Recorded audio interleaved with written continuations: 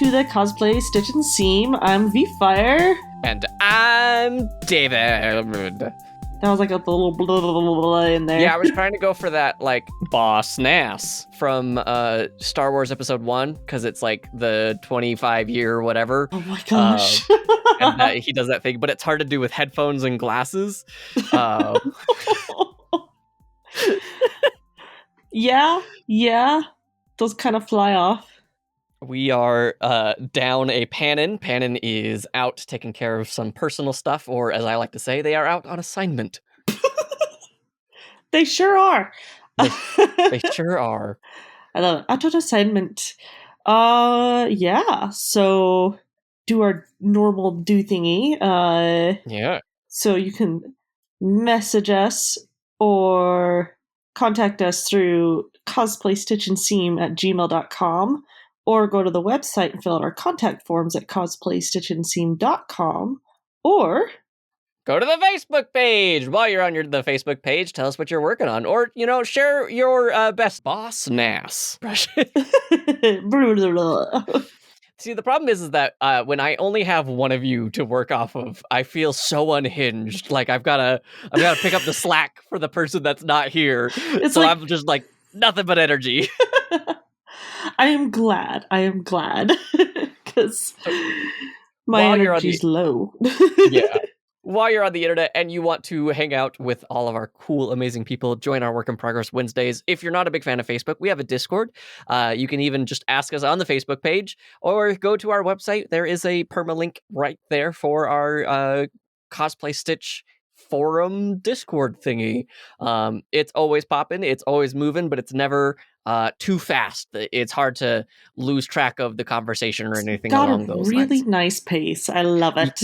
Yeah, it's like there are some communities that I've been a part of that just like I am there, but I never interact because there's too much going on, too many people. You like leave it for a second and then come back and it's the Gandalf meme. Yes, I have no memory of this place. And while you're on the internet, if you want to help out the show, we would greatly appreciate that. Those the small things are monumental to us. They are not small to us. You can share the podcast with a friend. You can leave us a rating and a review wherever they are able to on your podcasting app of choice. And if you've got a few dollars burning a hole in your pocket, and only if you've got that surplus cash, we do have a Patreon, patreon.com/cosplaystitch. $3 a month gets you a shout out every single month. And for $5 a month, you can join our Cosplay Chronicles. I got to be the Panin/Rain therapists on our most recent game. And oh boy, did I... So I didn't mention this in the time, but I think it was after the show where I had a therapist, and like the very first one that I had, like first session that I had with this person, they just asked me like point blank, why are you sad? Why? And I was like, whoa. And so I'm not ready for that. Yeah, I just got to do that to Panin's character, i.e. /Panin. And it's just, sometimes D&D is the therapy you never knew you needed. And it was a great moment, and I love doing that to the players. I love challenging them. I've got to challenge Vfire as well on some character daddy issues, and that's fun. That's a good time. So if you want to come join our Patreon, patreon.com/cosplaystitch. Booyah! I love D&D. And speaking of D&D, look at this. Oh my gosh, I'm making a good transition. Whoa, what are you, the Panin of the podcast today? Whoa, speaking of D&D and like going into dungeons, and like I'm kind of hungry right now too. Oh, I'm starving. Freaking man. Love Delicious in Dungeon so much. Our topic today is on like making cosplays for Delicious in Dungeon, as well as talking about some nerdy cookbooks, because that's what I've been delving into recently. Haven't been able to go in as far as I wanted to, but Delicious in Dungeon has inspired me. Well, yeah, we did talk about previously the Final Fantasy That's It, the fan cookbook. Pannon was kind enough to send me the PDF, and I have not had a chance to sit down and make something. I'm getting some free time on my hands soon, and I cannot wait to like try some of these things. It's called That's It. I think that's what it was. That's an amazing title. I've discovered a new recipe. And yeah, it's one of those things of just like, I appreciate a good fan book. We talked about the Zelda one for Breath of the Wild a few episodes ago, right? Yeah, we even had the author on to talk about that one. That is definitely the one I am most familiar with. I didn't even pull it out of the bookcase because I've thoroughly used that one. Are you like normally a cookbook person? Like you have like that cookbook that you always like go back to? Nope. No? Cooking's a new thing for me. Oh, tell me more. So, what's funny is like, so I've been married for 11 years now. This month. Oh, double Mazel Tov! Yeah. And one of my goals when I first got married was like, I really wanted to like try cooking and all that kind of stuff. So I was like, when I got married, we got a bunch of cooking stuff. Like my kitchen, I was like, I'm gonna have this theme with like watermelons and cute owls and bees and stuff, and like, you know, went all into that. And then I didn't really get into it. Yeah. Just too busy doing other things and whatnot. And then this last little bit, the bug has caught me again. Because like I got the Zelda cookbook, you know, years ago, and have done a couple recipes from there that I've thoroughly enjoyed. The instructions are so nice. But this past year, I was like, I want to try to get back into it again. And again, like, not like every day or even every week, but, you know, every now and then I like to make something fun. And so I actually have 3 new cookbooks. I have been trying recipes from them. So the first one that I have tried recipes from is the unofficial Lord of the Rings cookbook. Very nice. By Tom Grimm. That's Grimm with 2 M's. Excellent name for somebody writing a Lord of the Rings cookbook. I was about to say, that sounds like Tom Bombadil's like pen name. Yes! Oh my gosh, so perfect. This one, so I got this one for Christmas actually, and I opened it and I was like, oh sweet, awesome, and then my father-in-law immediately grabbed it. Started going through it. Yoink. And so he actually gave me the first recommendation to try from it, which was the where is it? Hang on. I want to make sure I get the name right. Mercedes is flipping through the book. There it is. First of all, it has all of the meals listed out by the time of day, you know, so you got breakfast, second breakfast, 11sies, luncheon. That's beautiful. Afternoon tea, dinner, supper, and drinks. Should I put like a content warning at the beginning of this episode of like, hey, you're gonna get hungry? Yes. Yes. Where is it? It's not a lunch. It is a lunch. Okay. The Prancing Ponies Tater Soup. It is delightful. Oh my gosh. If you love potatoes. Okay. This is like... Oh, I had it bookmarked. Wow. Good job, me. So it's like, it's got potatoes, it's got mushrooms, it's got little veggies in it. I actually learned how to clarify butter, which is funny because I'm like, what does that mean? And it's like heating butter and then like separating out the oils and stuff. And yeah, I've got a whole bunch of it in the fridge now because I did way more than I needed. But it's really, really interesting. And then I found out you can just buy it at the store. And I was like, oh, dang it. It's more expensive to buy clarified butter, but yes. Yes, but it would have saved me time. I am lazy. Have you made like browned butter? What? Yeah.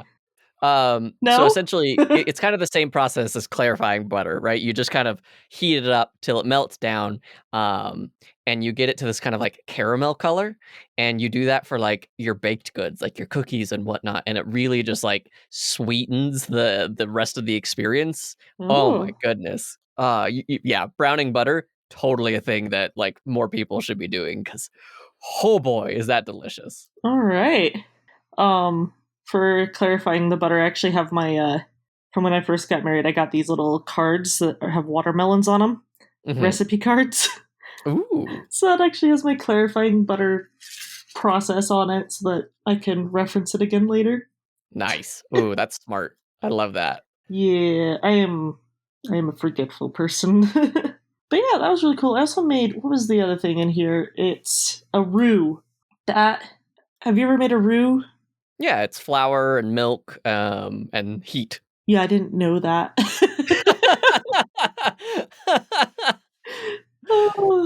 So there was a lot of firsts with this one, and it'll take a few more times for me to, like, I don't know, get it down. But the first one is really good. It's very tasty. Along with it, we also did Bilbo's seed cake. But I didn't have access to one of the recipe items. Hang on, let me see if I can find that one really quick. The problem with doing things in real life is you can't just Control F search. Yep, no PDFs or anything along those lines. Oh, these honey cakes look so good. Tell us about it. Oh Don't my just gosh. rule over the page. Okay. Okay, one of the best things about this book is all the pictures are super tasty looking. So they've got Bjorn's honey cakes. And you can get apparently silicone honeycomb pull apart cake molds and use them to make like little pancakes. And that's what this looks like. What it is like little honeycomb pancakes. That sounds amazing. Oh, it looks so good. Oh, it looks so good. I don't see anything else that stands out about it. Okay, continuing on to page 74. I was literally 2 pages away. Oh, gosh. Okay. I didn't write it down. I replaced the caraway seeds with something else because I could not find caraway seeds. There are definitely some like recipes that like you got to find like a specific like store. Like Smith's isn't going to carry that. Kroger, Albertsons isn't going to carry that. Harmon's might, but definitely not at Walmart. You know what I mean? Yeah. Okay, I just looked it up because I remembered I couldn't find it, so I tried to look up substitutes, and it was fennel seeds that I replaced it with, and it tasted really good. It's a very thick seed cake, but it's like bread. Like you bake it like bread. I actually bought a bread pan for it. It's great. Yeah, that one was really tasty. Very not like super sweet, but not super bland either. It had like that nice balance. Yeah, and very like tasting a meadow because of the seeds. Yeah, interesting. Because I had caraway seeds, almonds. Did I put any others in there? According to the I recipe, should not have there's. come to this hungry. I should not have done that. Oh no! That's how I feel every time I watch Delicious in Dungeon. So, other cookbooks I have. I love that there are unofficial and official cookbooks. So I have another unofficial cookbook, and it's Studio Ghibli. Okay. So it's got this one's really cute because like it doesn't just include pictures of the food, but it shows pictures of the ingredients, like gathered together. It's very cute. Ooh, mise en place. Yeah, as well as the picture of which movie it's from. Oh, very nice. Yeah, and this one I haven't gone through thoroughly yet because, oh, that's where those went.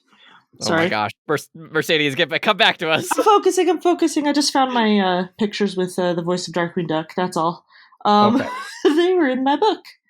But yeah, I'm not super used to like Eastern dishes, I guess. Okay. Yeah, but I'm trying to like branch out and get to know more of them.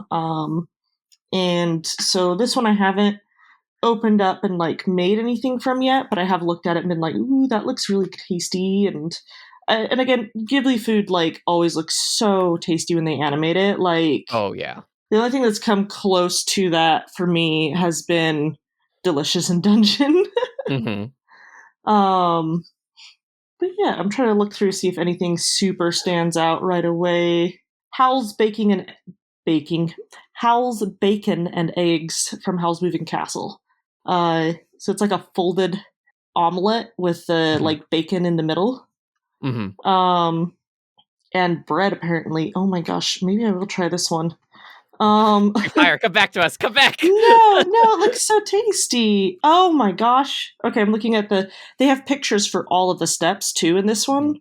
I really should make something from this because they like with all the pictures and everything. This is like my speed. Is that a live stream that we should do? Is making one of these meals? That would be fun. Yeah. Oh, I love that idea. Let's do it.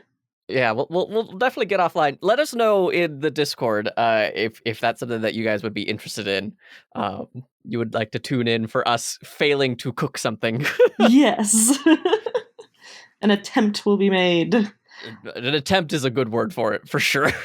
Dude, it's like making French toast and then you put the bacon between it like a little French toast sandwich. Mm-hmm. That's so tasty looking. Oh my gosh. Okay. And then my last book, and this one is the official cookbook for Adventure Time. The Adventure Time. That's not one I would have thought of. Oh. Is there a lot of food in Adventure Time? Bacon pancakes, making bacon pancakes. That's a food. Yes. I don't know a lot of it. Tell me more. What foods can I find in the world of Oon? So, my favorite part about this book is that it is written as this is a book that Finn finds on the ground and it is missing pages, so he fills it in. Okay. Along with Jake and the other characters. So there's like, banana bread is relabeled as banana guard. Interesting. Okay. There's like full recipes, but then they'll add like a little note from one of the characters. Jake adds in his bacon pancakes, of course, with walnut butter and maple jelly. Mm-hmm. This one is probably going to be my first one I make from this because I love the sound of ale, all of that. Mm-hmm. And then it's like the breakfast section has like a little note added in from the Breakfast Princess, where she's like, "It is the sovereign right of the breakfast kingdom." I can read. Of the breakfast kingdom to write all breakfast related texts and treatises. So I've confiscated this book. And then she adds her little sections for that, and like you go through, it looks like some pages were ripped out and then taped back in, and it's just so wonderfully janky. Meta would probably be like a good meta term for yes, it's so delightfully meta. Mm-hmm. Yeah, and they also have like the Nightosphere has additions for like the Spoon of Prosperity soup and deviled eggs.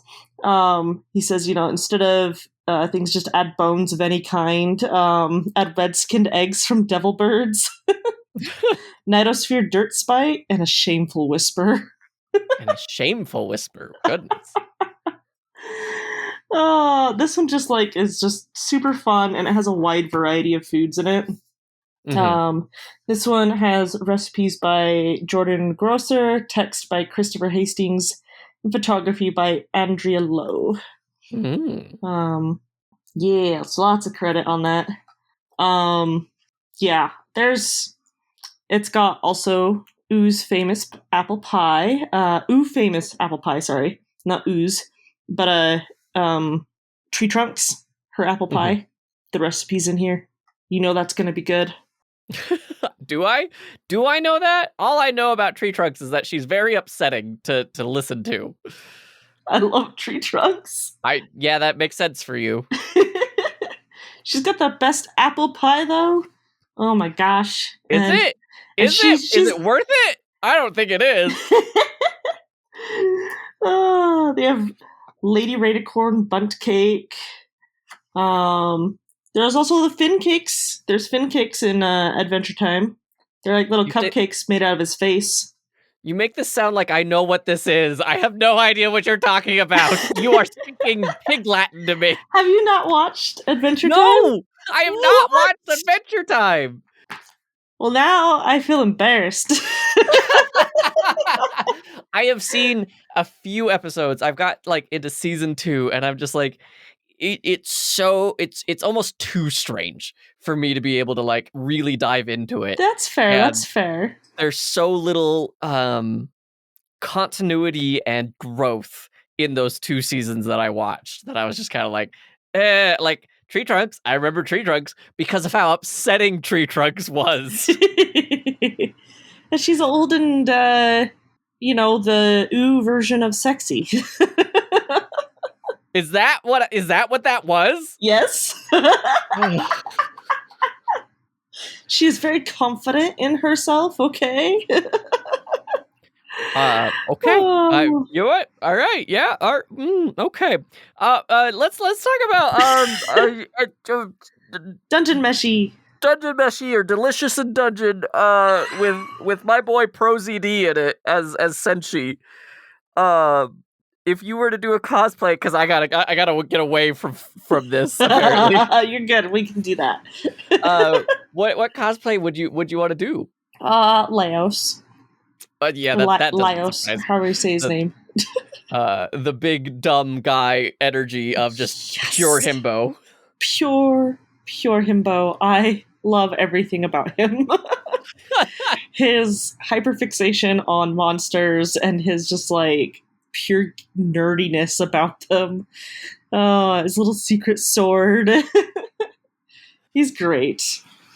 He is really, really fantastic. And he drives a lot of that energy of like, no, we got to try new things in the same way that like Naruto drives the energy of like, I got to do this because I got to prove that I'm the best ninja. Believe it kind of energy. Yeah.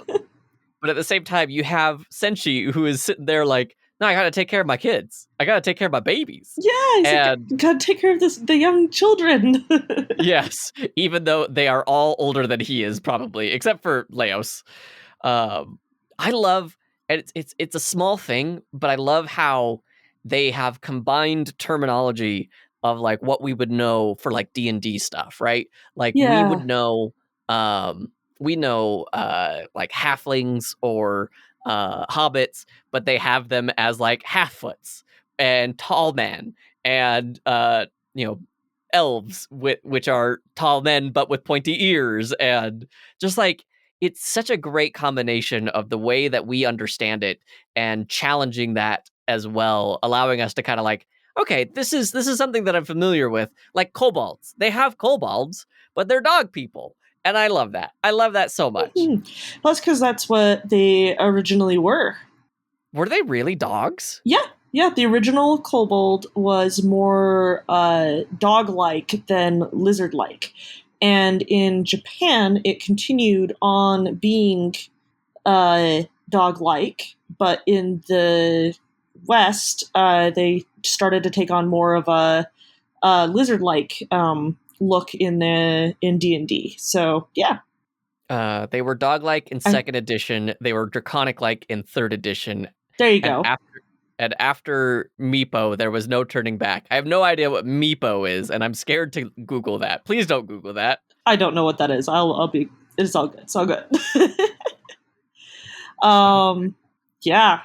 No, I heard about that from. I actually watched a video on the character designs in Delicious in Dungeon. And the creator. Do you have the creator's name? For Delicious in Dungeon? No. Yeah. Ryoko Kui. Ryoko? Hannon would know. Pannon would look at the katakana and be able to read that, no problem. Yeah. All right. So Ryoko Kui, I actually really love how they go about character design. So I've been teaching character design at my job. With students, like young students and whatnot, and it's actually a ton of fun to be able to be like, you're gonna make many different variations of the same thing, and then you pick one. That's a real simplified way of putting that. But I love how solidified the world of Delicious in Dungeon is, where like, I guess Ryoko Kui has an art book that costs way too much because I looked it up and I was like, dang it. Art books are stupid expensive. Yeah, there's like 4 or 5 of them. I can't remember exactly, and you can get them for like $600. Yeah, it's a lot. Mm-hmm. But they didn't just like create one character and then was like, okay, they always have to be drawn with this outfit, otherwise you're not going to recognize them. You can recognize these characters in whatever outfit that they're in. Because like they really focused on what are the defining traits of this character and have it not necessarily be the outfit. But then like also, like of all like the tall men, you can tell differences between them in the show. Because like Laos does not look like exactly like other tall men and whatnot, but you can look at them and you're like, oh, that's a tall man. Because a human. Yeah. And because each of them have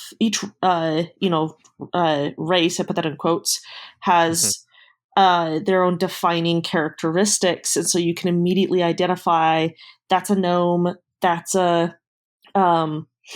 dwarf. The gnomes have like the really, really big noses.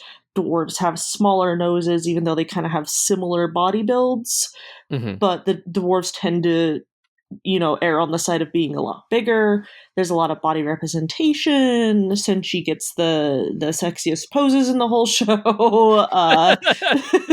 Tell me how you really feel. There was something else I was like, oh, okay. oh. Yeah, there seems to be a lot of like fan service for Senshi, which is just kind of pleasant.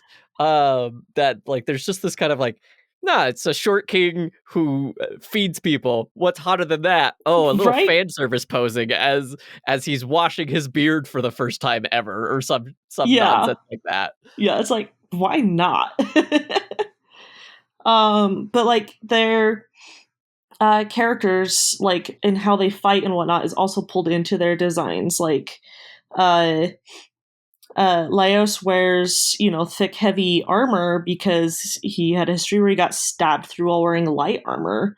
And Marcel keeps her hair long, even though, like, you think that would be disadvantage in fighting, but it turns out that, hair, well taken care of hair is a part of their magic system. And can be ingredients for spells and stuff like that. And so she takes good care of her long hair. And it's a little bit of a vain thing, but also a practical thing for her. I don't know. I really love just how it turns a lot of what you initially think about, like dungeoneering and things like that, and just kind of flips it on its head of like, no, it's actually this. And just very well thought out. Very well thought out and put together series. Also, the food just looks so delicious. Yeah, definitely. I want to play a game. Can we play a game for a brief moment? All right, let's play a game. Okay, I've got the monster manual in front of me. There are 316 pages. And we are going to pick a page at random. Either I can pull up a random number generator or you can pick one. And we then have to create a soft recipe off of the monster we land on. Unless it's humanoid. Okay, so is that the rule, that we're going to follow the same rule that unless it's humanoid? We're going to follow the same rule. If it's humanoid, no recipe. Okay. All right. Do you want to pick a random number, or should I get a random number generator? 256. 256. Okay. 256. A quaggoth. Okay, how do you spell that? Quaggoth. Quaggoth. Savage and territorial quaggoths climb the chasms of the Underdark. They maul their foes in frenzy, becoming even more murderous in the face of death. Were never an enlightened species, but they were not always the brutal Underdark denizens they are today. So it looks kind of like a Yeti. Yeah, Is that too humanoid for you? Oh my gosh. Their intelligence is -2, so if that gives you any points. They are servants of the Drow. They absorb psionic power, and they are immune to poisons. Oh. It's the only Q entry. Congratulations, the only Q entry. The only Q entry. Good job. I'm trying to decide if it's too humanoid. Looking at older renditions, they definitely seem much more like, some of them have tools. And if we are counting tools as humanistic or has like a human trait, Yeah, I'm gonna skip that one. All right, give me another number then. Okay. How many pages were there? You're making me look it back up again. 316 pages. Okay. 130. 130. Nope, that's too humanoid. Oh. You chose an Empyrean. They're celestial children of the gods of the upper planes. They are universally beautiful, statuesque, and self-assured. Oh yeah, All right. No. One more time. 40. 40. Okay. Ooh, I'm trying to pick smaller numbers. 40. Okay, here we go. Not humanoid. A chul. Chuul. Oh. Survivors of the ancient Aboleth Empire. Chul's are crustaceans, the Aboleths modified and endowed with sentience. Well, they have sentience. They have sentience. Oh I'm going to choose a number at random. Okay. I'm bad at picking numbers. Clearly, I am going to choose 202 is what the number is. And I've chosen that at random. I have no recollection of what it's going to be. There's a lot of like sentient creatures in this book that I'm finding. Okay, 202. Okay, but if a chul wasn't sentient, I bet you could cook it like the mimics. Like, make a nice little crab. Well, can't do 202. 202 is a lich. We are not good at this game. No, we're not. Okay. Changing the rules of the game. Okay. You flip through the pages and look for what looks delicious. Okay, all right. So I'm going to kind of just open to a random page. We got lycanthropes, definitely very sentient. Were creatures. Can't do were creatures. Here we go. I want a magmim. Magmin, a magmim. A grinning, mischievous magmim resembles a stumpy humanoid sculpted from a black shell of magma. Even when it isn't ablaze and radiating heat like a bonfire, small jets of flame erupt from its porous skin. Okay, so here's my pitch. Okay, we've got this little fiery creature, okay? The fiery creature is going to give you a lot of like a good charred experience. So if you want something that's going to have a lot of like crunchiness, so like maybe you want a charbroiled burger or something along those lines, it's kind of like how you don't wash your skillet, that's your season pan. The magmim is your pan that you cook off of, and like you get a little bit of that heat from the magmim. So it's more of a extra tool instead of just the flavor or just the recipe itself. All right. Okay. You wanna try another one? Yeah. All right. I have chosen the Guardian Naga. It's a snake. Ooh. That's okay. Depending on the art. Yeah. Boy, that one. I'll go for Spirit Naga or Guardian Naga. Definitely not the Bone Naga. I mean, if you can crack its bones, and it has marrow, maybe. I don't know. Is that something that you cook with? I don't know. Yeah, you got bone marrow soup. Yo. Okay. So now I'm gonna look up snake recipes. No. That's cheating. No, that's cheating. I don't know how to cook. That's too bad. So pitch me something. You've got snake meat. Okay. You can make sausages. You can make burger. You can make like a salad. Let's like, and this is with me like having no idea if snake meat does this, but like, let's say you like fry it up. Mm-hmm. It's like you I can't talk like they do in the show and all matter of factly about cooking.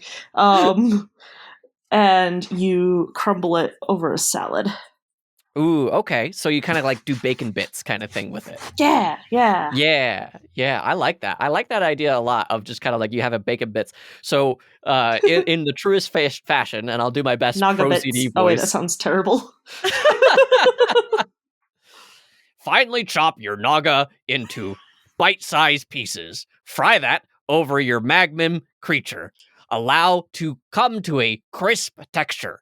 Mix in with your salad of choice and season with salt, pepper, and fire flakes. How was it? How was my impersonation? And then it cuts to like this gorgeous spread of the salad, and then it says Snugabit salad.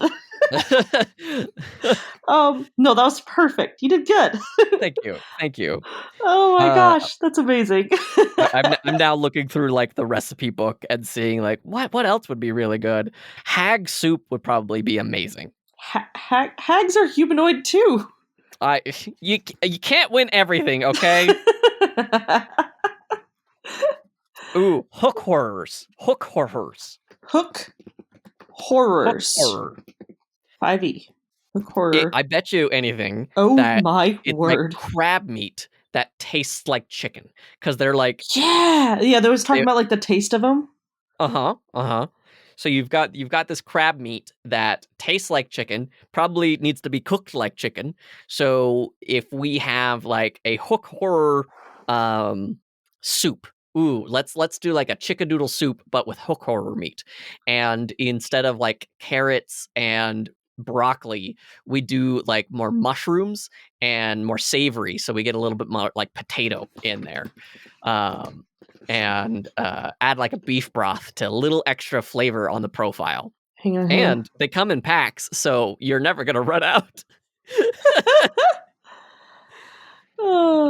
I'm like looking or you could do the same thing with a Hydra. You'd never run out of Hydra meat.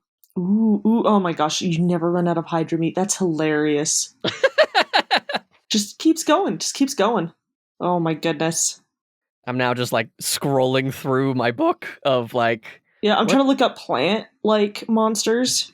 Well, there's myconids. There's mushrooms. Those would definitely be pretty tasty. Mm-hmm.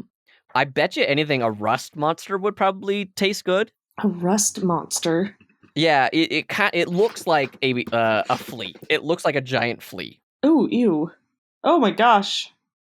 Ooh, what is... Oh, there's some sort of creature. I can't remember what it is, and someone's gonna be able to like yelling at their podcast on their drive-in. But there's this fantasy creature, and I think it's like has a Japanese origin, but it is so important or like pious or whatever that it literally cannot touch the ground. You know what I'm talking about? Oh, yeah.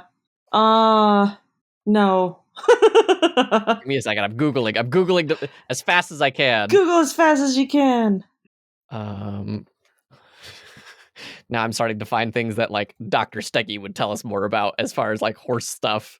Fantasy, pony, holy. Now I'm getting My Little Pony stuff. My Little Pony. I can't find it. Somebody's yelling at me. Someone's on the... I know I've seen it, but I bet you anything like something that's so pure probably tastes literally divine. Like the tasting of divinity is hilarious to me, and I love this idea of a creature that like you take down like a horse and you create horse meat from it, right? Mm-hmm. But it's never worked a day in its life. Think about like the Wagyu beef of horse meat. All right. But hear me out. You're cooking it. It smells delicious. You're like adding all these things and whatnot to make it taste so good. But because it is divine, you go to taste it and it tastes awful. Oh. What if it like just totally flips it on its head and it's actually like, this is garbage? Is that like the litmus test of it all, of like how good does it taste to you? Because if you like you're a good person, it would taste bad. Oh, I like that. Okay. Ooh. We should really reach out to Ryoko and just like, yeah, we've got some ideas for you. Hey, here's this test you can do. I love it. Okay. I'm looking at that rust monster. It's like a beetle. It doesn't lots of protein. Yeah. I feel like Senshi would make it taste good.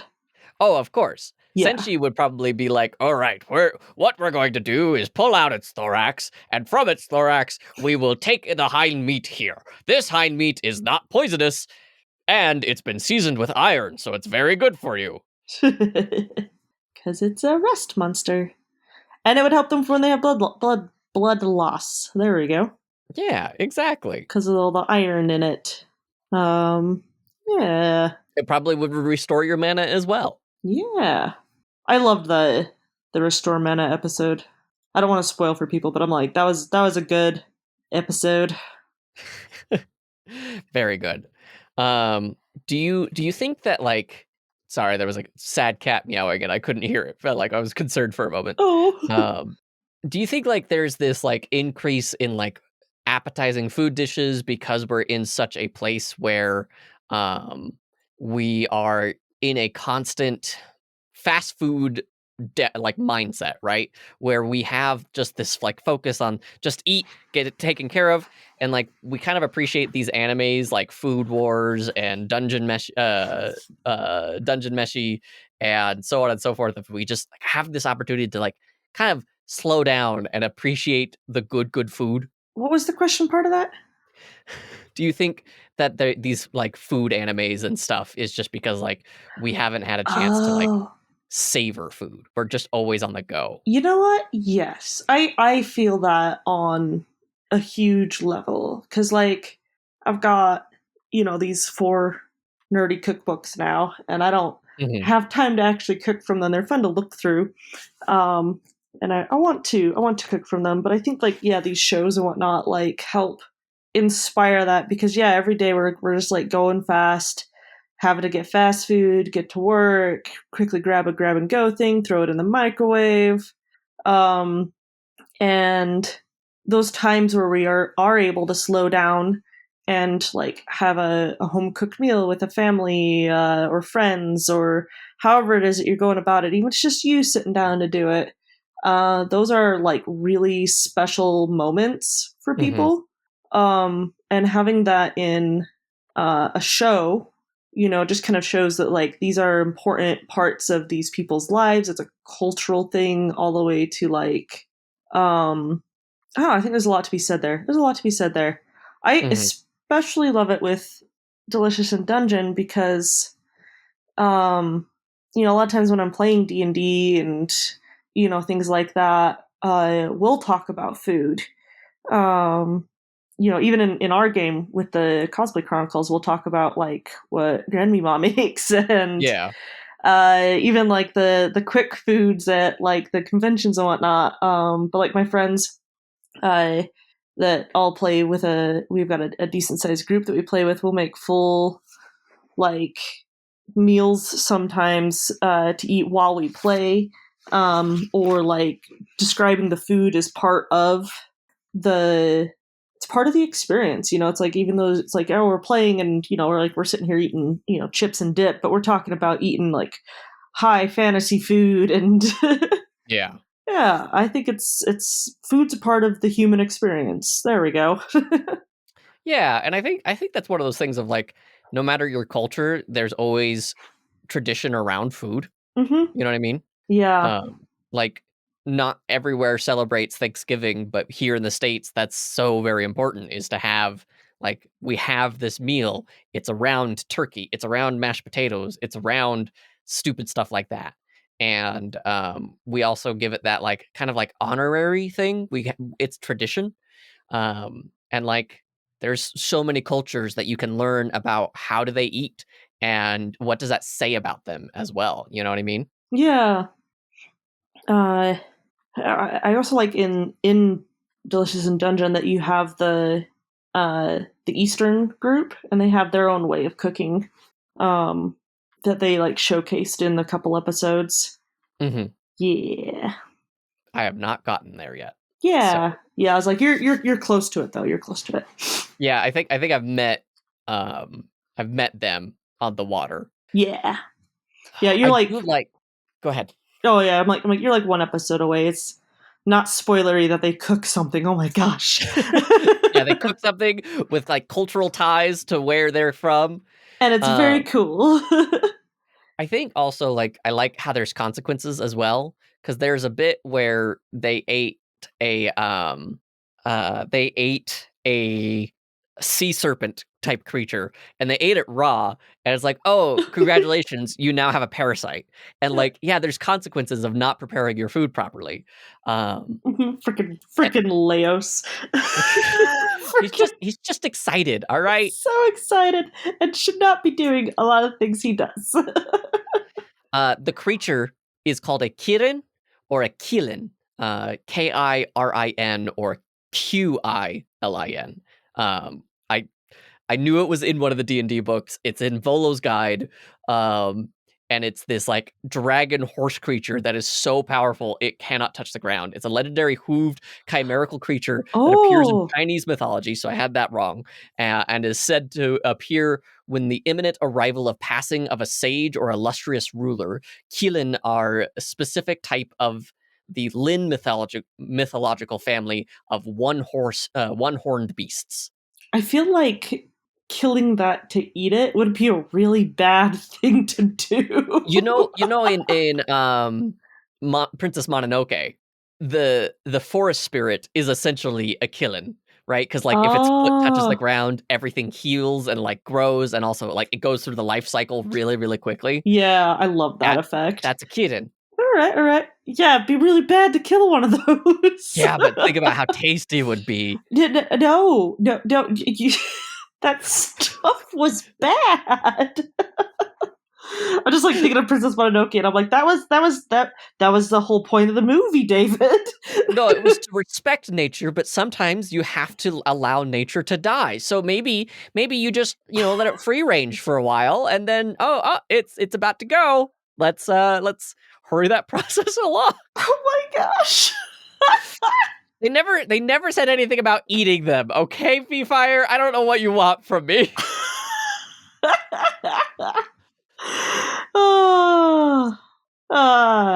But yes. Figure out how to get a Kirin into our game now, because these guys are dope. I feel like Draxel would love Delicious in Dungeon. Draxel would be like so upset, like the way that Gollum gets frustrated when they're cooking fish. You're ruining it! Yep. Like, just like, yo, just eat it. Like, why are you making a big deal about this? You just eat the thing. And then he ended up with a parasite. And then he's probably used to it, so he probably has natural immunities to it. Or just has them in him and just chills. Yeah. Dummy. Holy crap. The Kirin's intelligence is a +4. It is a 19 intelligence. Holy crap. Whoa. Yeah. The challenge rating is a 12. That's good for and it speaks all languages. Just all. It literally just says all. Just all. Yep. It speaks, you understand. Mm-hmm, mm-hmm. You done messed up, AA Roan. You done messed up, AA Roan. Churlish and unforgivable. Okay, so I feel like we've exhausted like food, like anime food books, and like I really enjoy food animes. I really enjoy Food Wars or Shokugeki no Soma. That's not for everyone though. It has some I'll call it like I sees it. It's got some ecchi vibes, which has like soft leanings towards more adult situations, and a lewdness. Yes, is this the one where lewdness. The food is a bit of a turn on? It's not just that it's a turn on. It is a very personable experience. We'll call it that. Okay. And the better the food is, the more better that experience is. For some, if you bite some of this food, your clothes just literally blow off. Literally blow off. I remember, I think I saw one episode of that, and just I wanted to see more, but I never got like into it. Because I find that premise hilarious. But I'm glad I got into Delicious in Dungeon. You guys have been telling me to watch it for forever, and I'm so glad that you're watching it. I was putting it off because I was like, and then the season will be done and all the episodes will be out, and I timed it wrong, and now I have to wait for y'all like freaking peasants. See, you got ahead of me. I'm not even halfway through. I'm just at the halfway point. Do you think Beholders would taste good? I think if you like I feel like they taste like octopus. So if you like octopus, You think they're like a spongy kind of thing? yeah, they kind of seem spongy, which I don't like. No? But if you like that, I bet. If you like that, I hear Yeah. shame. I hear mocking and shame. Not mocking and shame. I just don't understand eating octopus. I tried it once and I was like, this is weird. You know, it's really good. Shark. Shark is really good. I have not tried shark. I've not tried many fish. No? No. I'm not a big raw fish person. Like, that's definitely not my... Yeah. Yeah, I know I don't like salmon, but I like crab in like sushi and stuff. Mhm. But I'm not a salmon person. That one's a texture one. Cooked salmon is very good, though. Cooked salmon. Cooked fish, usually. I'm much more behind. I'm just hungry now. Yeah, I'm hungry now, too. I'm like, I feel like I smell food, but I'm not cooking anything. Let's wrap this up, and I'm going to go make some food. I'm going to figure out how I can make a wood woad taste delicious. And I was looking at the wood woads, and I'm like, how? I think wood woad is a lot like cinnamon. You use the bark as a seasoning. Yeah, use it at like spices and stuff. Yeah, like the Dryad special, where like they use the pollen from the Dryad to like as a season. Yeah, those Dryads were disturbing. Disturbing. Yes. Disturbing. But also right, my allergy face. All right, let's wrap this up. So now it's time for horror stories. Spooky, spooky, spooky. Yeah. And there's always more horror stories. We are pulling these straight from the Discord server. So if you have any horror stories, you can also email those to us, and we'll talk about that at the end of the show. But this one comes from... Hang on. This one comes from Becky Boo Bear. Welcome back, Becky Boo Bear. Finally typing up my experience competing at Anime NYC. And the event I shall call The Jacket Goes Ka-chunk, and so does my sanity. Pardon the story being so long, I am actually using this as an overview on how to quick change jacket worked for others if they'd like to use this tech for their own cosplay. I've always wanted to like figure out a quick change cosplay. Yeah, they're like magic to me. I know. You make a second cosplay that fits inside your first cosplay. It's like, what? Right. How does the story begin? Well, on the bus home from Anime NYC 2022, I daydreamed about making a cosplay for the next year's masquerade competition. I quickly chose Shen Qingque from the Chinese Donmai novel Scum Villain Self-Saving System. I feel so out of touch with the kids these days when I read some of these things. As I was reading it at the time, well, this character is isekai'd, so I thought it would be cool to add a quick change element to the cosplay to represent that. After daydreaming and thinking it over for a bit, I had the passing thought, quote, it would be cool if there were magnets I could turn on and off, unquote. Well, pulling out my phone and using some good old Google, I had an answer after a few minutes. Electromagnets. Mm-hmm. They are basically magnets that only work when an electrical current is running through them. Bingo! I ordered the electromagnets, a dozen 12-volt, 25mm, during the Thanksgiving break and slowly got to work. Yeah, quick aside. Yes. For those who like are in schools and the power goes out and suddenly all the doors in the school close, it's because they're held open with electromagnets. Yeah. It took months of slowly testing, ordering parts as needed, and trying out different power sources. But I finally got a working circuit. So I bought a jacket, cut it up on the seams, and installed ribbon tubes filled with wires connected to the electromagnets through the seams, with metal washers opposite of them to grab onto. I also had an on-off button in the circuit so that I could have the quick change happen with literal push of a button hidden on the palm under a skin tone glove. Very Spider-Man of you. Very nice. Yeah. Then I turned it on with the cosplay. Boom. Too small. I looked in like an overstuffed sausage. No. I was worried that the boom was the electromagnetic stuff like blowing up on you. Yeah, I was like, oh no. The con is a month away. I can just remake it. I ordered a much larger hoodie and got to work. Was I sewing ceramic magnets into folded over bias tape, then onto my jacket, used the bridge to get the gaps between the magnets, and stop fabric from peeking out.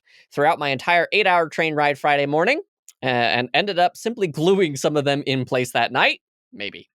But come Saturday morning, I was all set. Now I was also part of a skit, and we lived everywhere but near each other. So come Saturday, we found a corner of a quiet hallway, got to work finally practicing a handful of times. We tested out the timing of the quick change. I walked around acting out my part, electromagnetics changing, clanging against each other and the floor. The noise should have been my clue. Finally, it came time for craftsmanship prejudging slot. My group wanted to join and see how it went, so off our pack went, speed walking down the hall to the prejudging room. I was a bundle of nerves. This was the first time I was ever competing for craftsmanship. I did performance once before back at Anime NYC 2018 with my college anime club. I was Deku in the Broadway crossover skit, and I felt positively nauseous. Oh. Then one of my skit mates comes running up to me. This fell off of you. I looked in their open palm, and there sat one of the electromagnetics.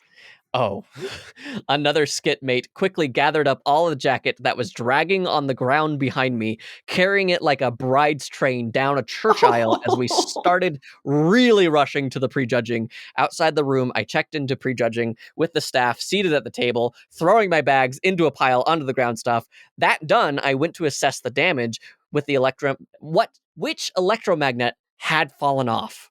Luckily, I'm just going to start calling them magnets and understand that they write electromagnet magnet, but my mouth can't do those words. You're good. Luckily, it turned out to be one of the ones located at the end of the sleeve. In the grand scheme of things, not the worst. I could have just surreptitiously hold on to the sleeve end with one hand and let go when the quick change happened, but I was sweaty and quickly getting tired of everything. Prejudging happened. I wanted out of the posture brace that I was using to keep the jacket from falling off and to the ground, falling off of me and to the ground. Also a leftover from when I had a floating LED screen above me that acted like a plastic bag, overheating me and making me a giant blob of sweat. Well, in a hurry to undress and get in the innermost layer off, I managed to separate the wires in a few places, and the ceramic magnets that I glued on were falling off. I was over it. At that point, I decided we were going to go with plan B and just throw a bedsheet over me, or that I'd fling myself dramatically onto the stage when the quick change was supposed to happen. Either would work. I no longer cared.